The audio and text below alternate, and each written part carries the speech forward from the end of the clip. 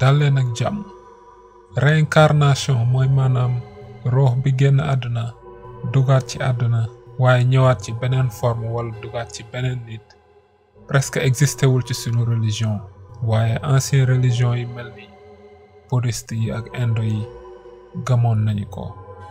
tey nag 5 cas réincarnation ci àdduna bi moom lañ leen indil. numéro 5. xale bi nag ñi ngi ko doon wooye Ronnie Cress mi ngi juddu woon en 1977 à l'âge de 5 ans nag ci la commencé di révéler ay parents am ne donte Ronnie lañ ko tuddee woon vrai turam mi ngi doon Joe Williams. mu doon lu bizarre nag ci yaayam.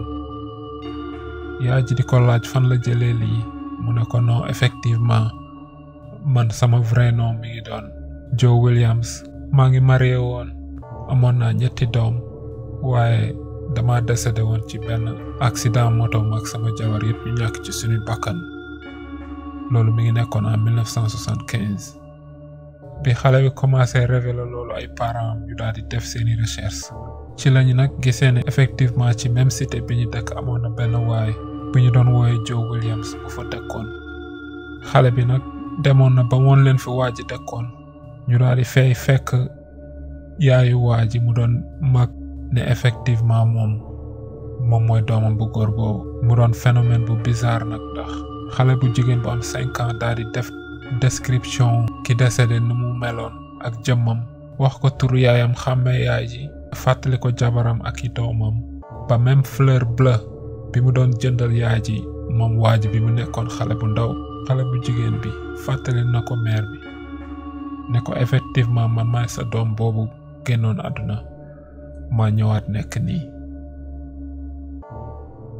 numéro 4.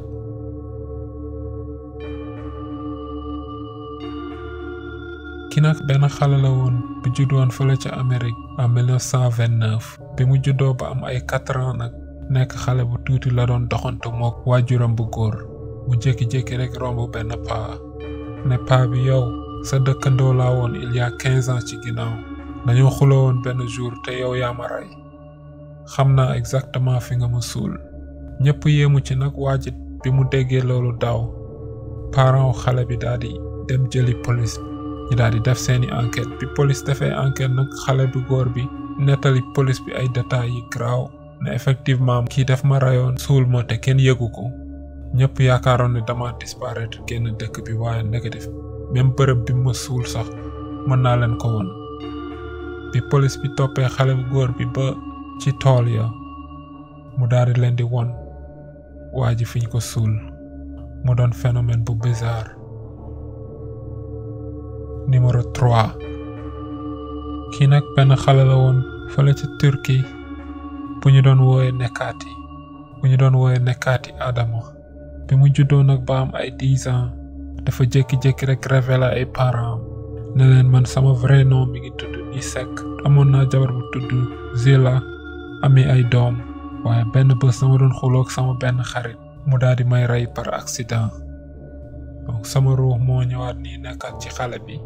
parents xale bi daal di décider wëri waa ji jabar ji daal di dem nag ci beneen dëkk finalement gis ko bi xale bi egsee nag effectivement amoon na benn mère bu fa dëkk buñ doon wooye Zila mu doon jabaram. xale bi daal di décrire doomam yépp ni ñu meloon par tour mu doon phénomène bu bizarre.